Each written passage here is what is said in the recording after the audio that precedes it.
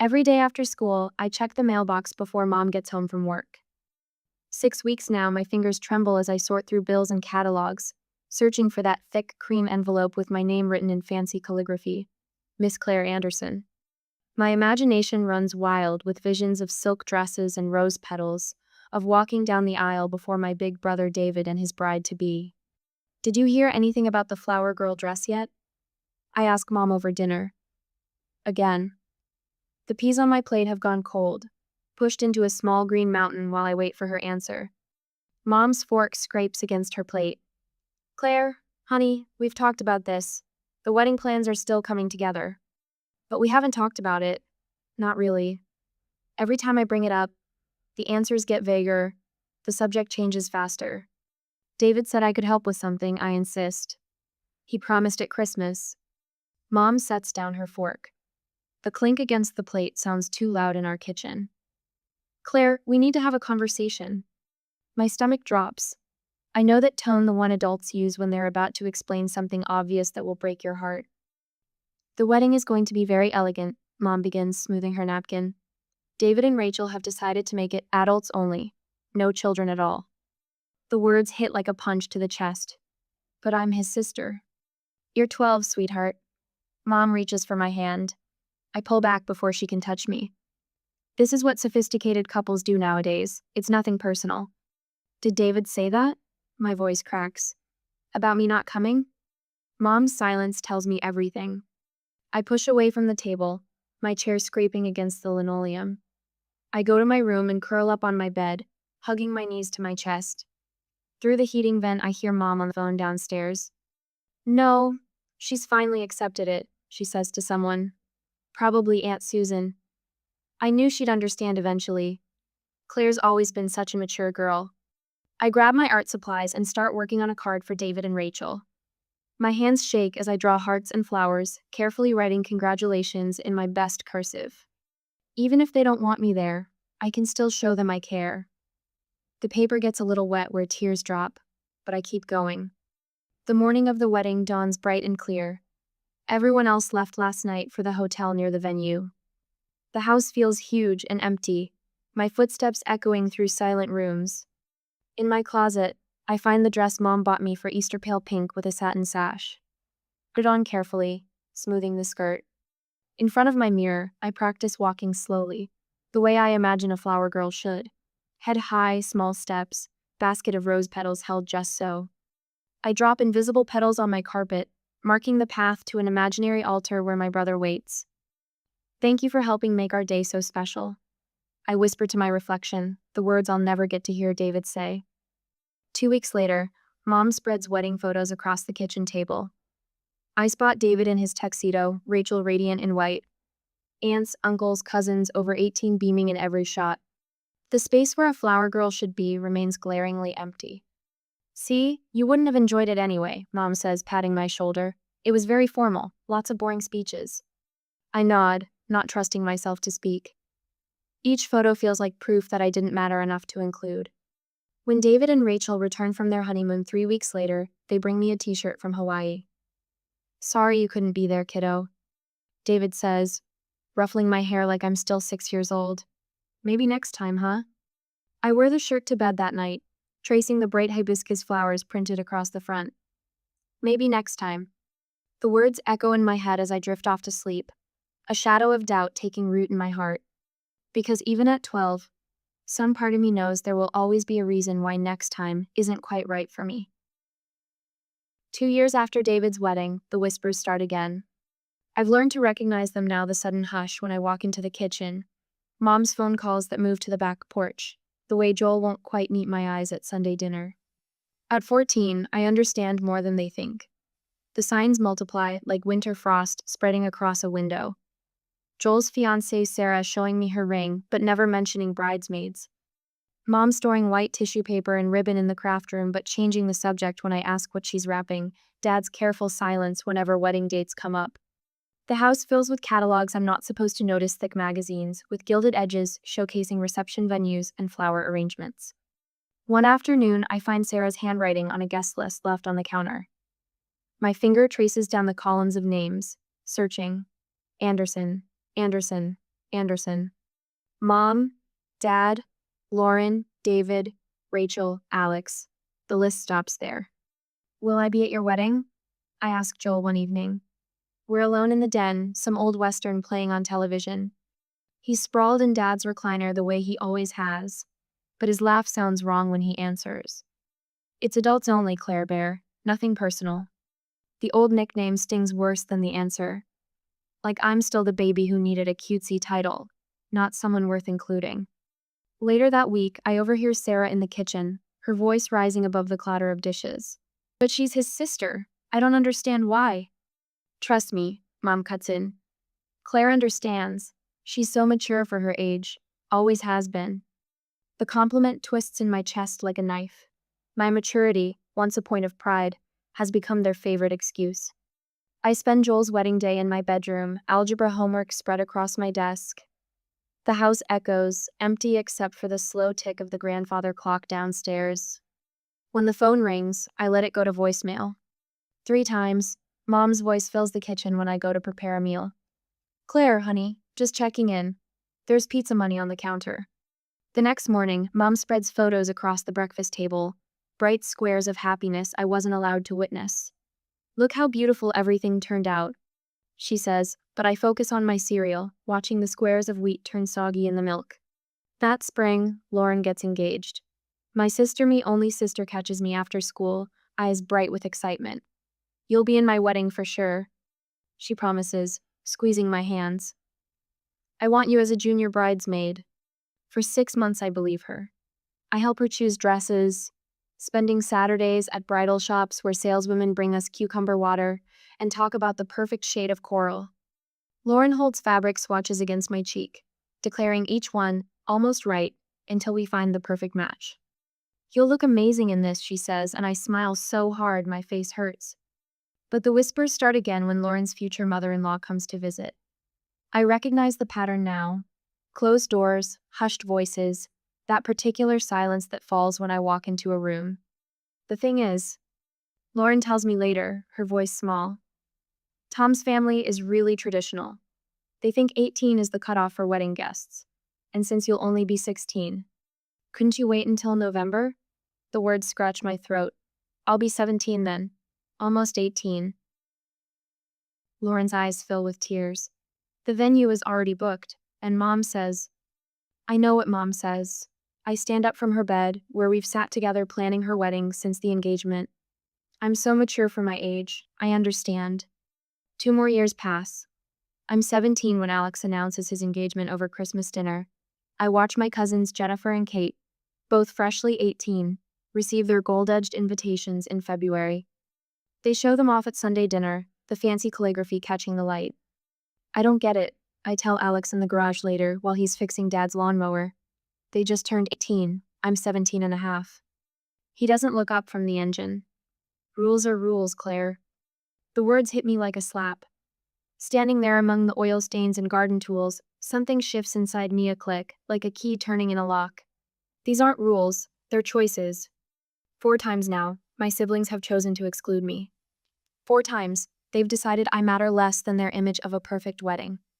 That night, I delete the wedding planning boards from my Pinterest account. I unfollow the bridal magazines on Instagram. In my journal, I write 3 words. No more begging. When the whispers start for Alex's wedding, I don't strain to hear them.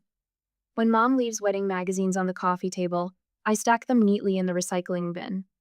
At Sunday dinners, I pass the potatoes and ask about the weather, and pretend not to notice the invitation samples peeking from Alex's fiancée's purse. They want me to be mature about it? Fine. I'll be so mature they'll never see how much it hurts. I'll be so understanding they'll never guess that each exclusion has taught me exactly where I stand in this family, always on the outside. Looking in through frosted glass at the celebrations I'm not quite good enough to join. I focus on my college applications instead. Vermont looks beautiful in the brochures, all mountains and maple trees and places far from here. When Mom asks why I'm applying to schools so far away, I shrug and say something about their English program. I don't tell her that I've measured the distance, 8 hours by car, just far enough that no one will expect me at Sunday dinners anymore. The night before Alex's wedding, Mom knocks on my bedroom door. You're sure you'll be okay tomorrow? She hovers in the doorway, twisting her pearl necklace. We could set up a movie marathon for you, or maybe you could spend the day with Mrs. Peterson next door. I look up from my calculus homework and smile the way they've taught me calm, mature understanding. I've got this huge test Monday, I say. Actually, it works out better this way. More study time. She nods, relief softening her features. Of course I understand. I always understand. But I don't. And I never will again. Have you ever watched a pattern emerge, each repetition making the truth clearer until you couldn't ignore it anymore? Share a moment when you realized someone's actions were showing their true feelings, not just circumstances. When the acceptance letter arrives from the targeted university, I am ready to leave for Vermont, away from my family. But I will tell them eventually. During my first Thanksgiving home from college, I watch Mom arrange her good china, the plates clicking against each other as she sets them around the table. Everyone will be here soon, David and Rachel with their perfect marriage. Joel and his fiancée, Lauren, and her husband, Alex, and whatever girlfriend he's bringing this year. Claire, honey, could you fold the napkins? Mom holds out the stack of white linen, the ones reserved for special occasions. I take them without a word, remembering all the times I've helped prepare for family gatherings where I wasn't welcome. The napkins form crisp triangles under my fingers. I arrange them beside each plate, precise and proper, just like Mom taught me. Just like I've learned to be present, but not too present, helpful, but not demanding attention, existing in the spaces between everyone else's lives. David arrives first, Rachel cradling their newborn. The kitchen fills with cooing and questions about the baby's sleep schedule. I stay by the china cabinet, polishing glasses that don't need polishing. No one notices. Vermont's pretty far, Mom says later, passing me the mashed potatoes. Are you sure about this college choice? There are plenty of good schools closer to home. I spoon potatoes onto my plate. I already accepted their offer. Silence drops over the table like a heavy blanket. 5 pairs of eyes stare at me, the first time they've really looked at me all evening. When were you planning to tell us? Dad's fork scrapes against his plate. I'm telling you now. My voice comes out steady, surprising me. 4 years of being the afterthought in their celebrations have taught me to build my own life in the quiet spaces they never bothered to fill. Lauren reaches for my hand. But Claire, we won't see you. You haven't seen me for years. The words slip out before I can catch them. Not really. More silence. Rachel bounces the baby. Alex suddenly finds his green beans fascinating. Mom dabs at her mouth with her napkin. That was the last time I attended any kind of family gathering. The next 4 years passed pretty quickly, full of studying and focus only on me. After graduation, I find an apartment in Burlington. It's small, just a studio with a kitchenette and a window that looks out on a brick wall. But it's mine. Every morning, I wake up to sunlight painting patterns on walls I chose, surrounded by furniture I picked out. No one else's wedding photos stare down at me. No empty spaces where I should have been but wasn't. Join us for book club Thursday?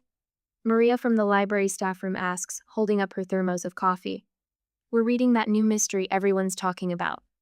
Thursday used to be family dinner night. I haven't been to one in years. Count me on in. The book club leads to coffee dates, which lead to movie nights. Maria introduces me to her cousin who teaches yoga. Sarah from yoga class invites me to her art show. My calendar fills with notes in different colored inks, people who text to check if I'm free, who notice when I miss our regular meetups, who remember my birthday without Facebook reminders. Your potluck contribution was amazing, my neighbor Mrs. Wilson says, returning my casserole dish. Would you share the recipe? I invite her in for tea. She tells me about her grandchildren while I write down the ingredients. Her photos show every family member, even the smallest ones. No one cropped out, no one too young to matter. The community garden plot comes with my apartment building membership. That's where I meet Mark, both of us reaching for the same tomato plant at the spring planting exchange. You take it, he says. I've killed every tomato I've ever tried to grow. I could teach you. The words surprise me. I've learned to be careful with offers, with hope. But his smile reaches his eyes, warm and real. We plant tomatoes together every weekend. He listens when I talk about work, about my book club, about the art class I'm taking. He notices when I skip over family stories, the way I edit around the empty spaces in my history. One evening, kneeling in the dirt, he asks about the gap in my photo collection. No wedding pictures of your siblings? There are 5 of you, right? The tendril of a pea plant wraps around my finger. I could deflect, like always. Change the subject. But Mark's hands are steady and the earth beside mine, patient with silence. I wasn't invited. My voice catches. To any of them. He stops digging. What do you mean, not invited? They all had adult-only weddings. Every single one. The words tumble out, years of carefully managed pain breaking free. I was 12 for David's, 14 for Joel's, 16 for Lauren. She promised I could be in hers, but then she changed her mind. 17 for Alex's, just a few months too young. Every time. Mark's hand finds mine, dirt, and all. Claire. That's not normal. That's not what family does. Something cracks in my chest. All these years I've told myself it was normal, traditional, sophisticated. The stories I built to make it hurt, less crumble, like dry soil. Was I really that forgettable? The question I've carried since I was 12 finally finds its voice. That easy to leave out? Mark pulls me close, not minding the garden dirt on my cheeks, or the tears making tracks through it. He doesn't try to fix it with platitudes or explanations. He just holds space for the truth. I was the afterthought. The inconvenient youngest. The one they could exclude without consequences because I was too young to fight back. Too young to matter. The next week, the therapist's office smells like lavender. Dr. Chen watches me arrange and rearrange the little Zen garden on her coffee table. Your family taught you that you don't matter, she says quietly. But you kept their secret, protected their image. Why? The tiny rake makes patterns in the sand. I thought if I was understanding enough, mature enough, they'd see me differently. And now? I am not sure, I responded. But I have changed, focusing more on myself all these years, I said. My hand stills. The patterns in the sand look like the paths I've been carving away from them, one choice at a time. After the therapy was over, I went home. The text from David arrives on a Tuesday that same week. Madeline's christening next month. Family only. You'll be there? I look around my apartment at Maria's painting on the wall, at the tomato plants thriving on my windowsill, at the photo of Mark and me covered in garden, dirt, and laughter. My thumbs hover over the phone. The old Claire would have said yes, would have shown up with a gift and a smile, taken her place in the back row where she wouldn't disturb the perfect family picture. I'm busy that weekend, I type instead. Good luck with the christening. I set the phone down. My hands don't shake at all. A month later, tomato plants bow heavy with fruit in the community garden, their leaves brushing my ankles as Mark leads me down the narrow path between plots. Late August, sunlight warms my shoulders and the air smells of basil and ripening vegetables. We reach our plot, the one where we first met 2 years ago, both of us new gardeners with more enthusiasm than skill. Remember how you taught me the right way to stake tomatoes? Mark kneels beside our thriving plants, adjusting a vine. I kept doing it wrong until you showed me. I laugh, remembering his determined expression as he wrestled with twine and bamboo poles. You were so worried about hurting the plants. I still am. He stands, brushing dirt from his jeans. But you taught me something important that day. Sometimes you have to be firm to help things grow strong. The evening light catches something in his hand, a small box, dark velvet. My heart stutters. Claire. His voice carries the weight of certainty. You showed me how to nurture things properly. How to build something beautiful from the ground up. He opens the box, revealing a simple gold ring set with a pearl. Will you marry me? Tears blur my vision, but I see him clearly, more clearly than I've ever seen anyone in my life. You see me, I whisper. You really see me. Always. He slips the ring onto my finger. It fits perfectly, like his arms around me, like his heart understanding mine. Between kisses, we agree. A small wedding, meaningful and true. Only people who matter. My voice carries a quiet confidence I've never felt before. Our wedding will be different.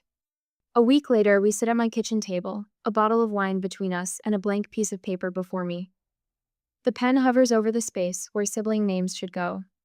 David, Joel, Lauren, Alex 4, spaces that should be automatic, family, blood. My hand moves past that space, writing other names instead. Mrs. Wilson, who brings me soup when I'm sick. Tara from college, who drove 6 hours when Mark's mom died. People who show up, who see me, who stay. Are you sure? Mark asks softly, watching my pen skip those 4 vital spaces. I lift my eyes to his, and my smile holds peace instead of pain. More sure than I've ever been about anything. The call comes 3 days later. Mom's voice crackles through my phone speaker, confusion building with each question about ceremony details. But when are we discussing the family invitations? We aren't. The words come steady, certain. There won't be any. No siblings. Silence stretches between us, pulls taut like a rubber band about to snap. Then, you can't be serious. Her voice rises, sharp with disbelief. This is spite, pure childishness. No, Mom, this is peace. The rubber band breaks. Calls flood in, one after another, my phone buzzing like an angry hornet's nest. Joel first, his lawyer voice trying to reason with me. Then Alex, all careful logic about family obligations. David, playing the eldest, threatening in that soft way of his. Mom and Dad won't come if you do this. Lauren calls last, her tears trickling through the speaker. But I'm your sister, your only sister. You were my sister when I was 16, too. My voice stays level, though my hands shake. 6 months, Lauren. You couldn't wait 6 months so I could be at your wedding. That was different. We had to consider extended family, venue requirements, adult-only policies, traditions. Each excuse falls from my lips like stones. I've heard them all before. 4 times before. I hung up without further consideration. Later that evening, the porch swing creaks beneath us as Mark and I watch the sunset. Another text lights up my phone, the third from Mom today.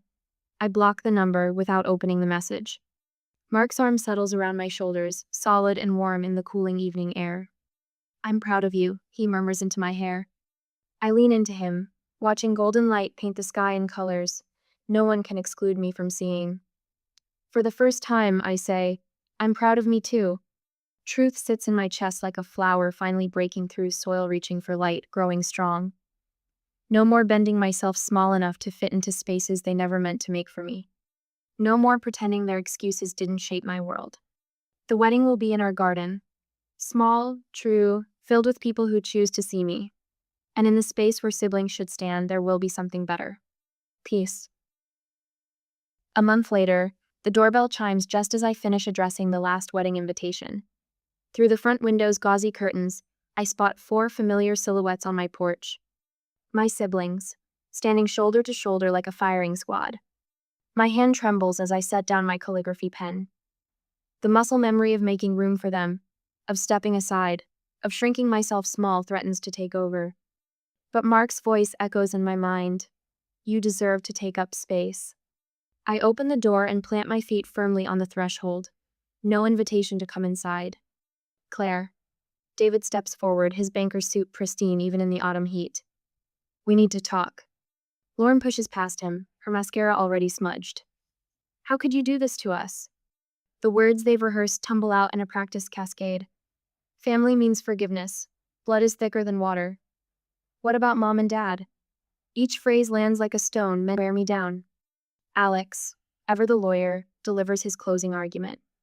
Now you're just doing what you accused us of. Excluding family from your wedding. A laugh bubbles up from somewhere deep inside me. Not bitter or hysterical, just genuine amusement at his perfect lack of understanding. No, I say, my voice steady. I'm making one choice. You made 4. The silence stretches between us like a rubber band about to snap. Joel shifts his weight, uncomfortable the way he always gets when emotions run high. Lauren breaks first. Everyone's talking about it. Aunt Susan called Mom crying. What will people think when your own sister isn't invited to your wedding? And there it is. The truth beneath coordinated assault. That's always been the problem, hasn't it? My fingers trace the doorframe, finding strength in its solid wood. What people think, not how I feel. That's not fair, David protests. We were young, we didn't think. The word slices through his excuses. Let me remind you exactly what happened. My voice remains calm as I recount each exclusion.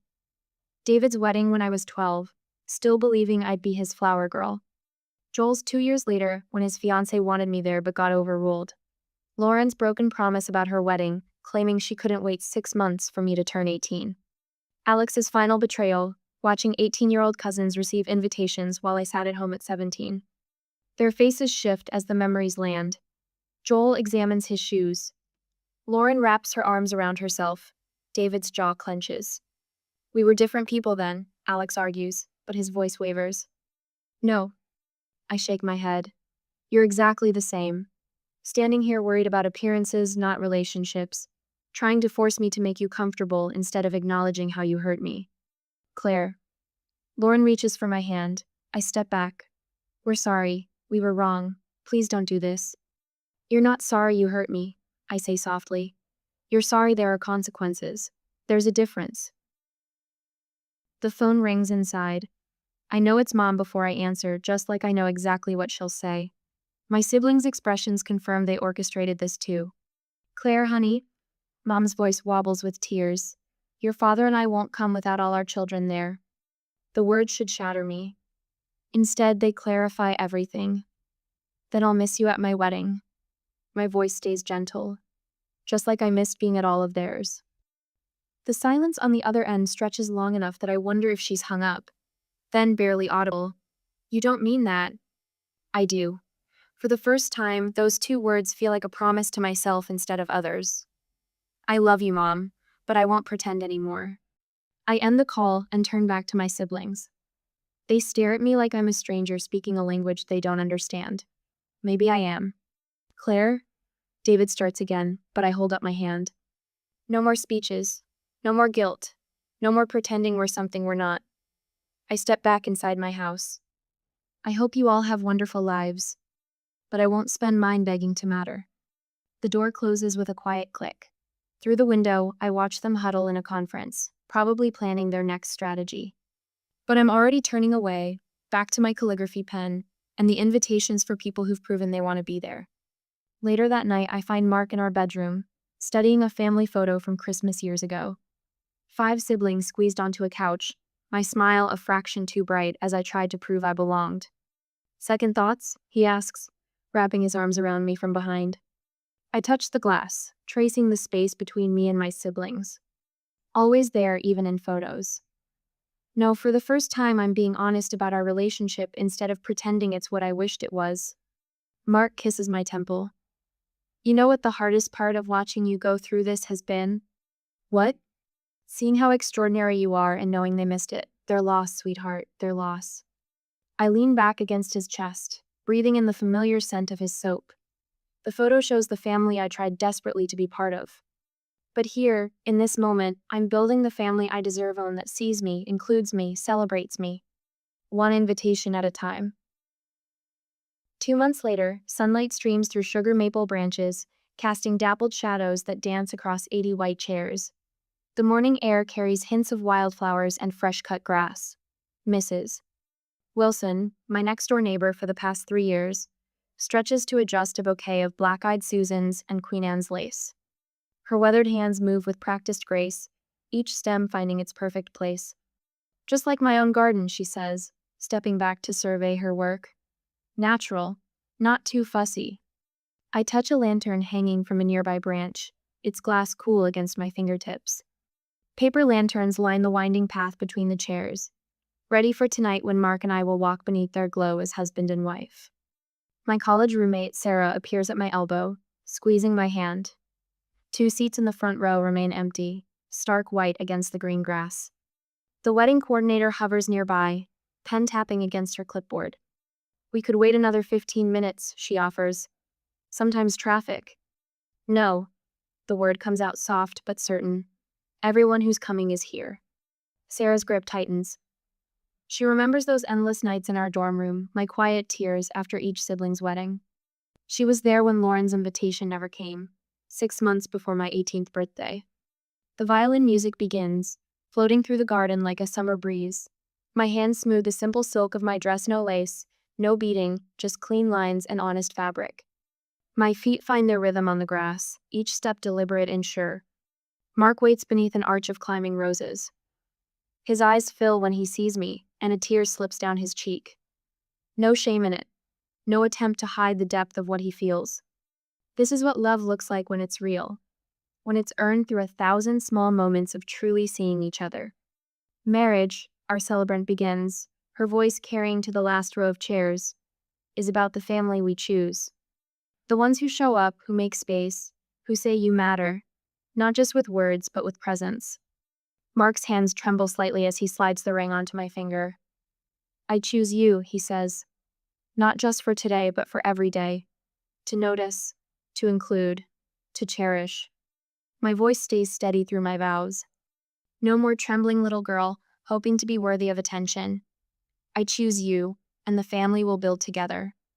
One where everyone has a place at the table. At the reception, tables overflow with the people who filled my life with meaning. My first grade teacher who still sends birthday cards. The librarian who saved me a quiet corner during high school lunch periods. Coworkers who became friends. Neighbors who became confidants. Professor Jenkins raises his glass, his bow tie slightly crooked. Family isn't just born, he says, wisdom earned through 40 years of teaching shining in his eyes. Family is earned, built, chosen, day by day. The room fills with genuine laughter, real stories, not the polite fiction of family obligation, but the truth of lives intertwined by choice. My heart feels full, complete. No hollow spaces where siblings should be. Little Sophie, Mrs. Wilson's granddaughter, catches my bouquet. Her small hands clutch the flowers as she runs up to me, blonde curls bouncing. When you have another party, she asks, can I come? I kneel down, my dress pooling around me. Sophie, you will always be included. Always. Mark watches us, love and understanding written across his face. He knows what those words mean coming from me. The weight of them. The promise. Later we stand beneath a canopy of stars, Vermont's mountains dark shadows against the sky. Sparklers trace golden paths through the night air. Mark pulls me close, his lips touching my ear. Our family, he whispers. We'll do it differently. I lean into him, watching the lights dance. The story I was given tried to write me small, tried to tuck me into margins and footnotes. But that wasn't the only story available. Here, surrounded by people who choose to see me, who make the effort to show up, I've written my own. My face feels peaceful, muscles relaxed in a way they never could be at family gatherings. No regret shadows my smile. No anger tightens my shoulders. Just the quiet certainty of forward motion, of a path chosen with clear eyes and an open heart. The sparklers fade to ember, then ash. But the light inside me burns steady and bright, lighting the way toward tomorrow.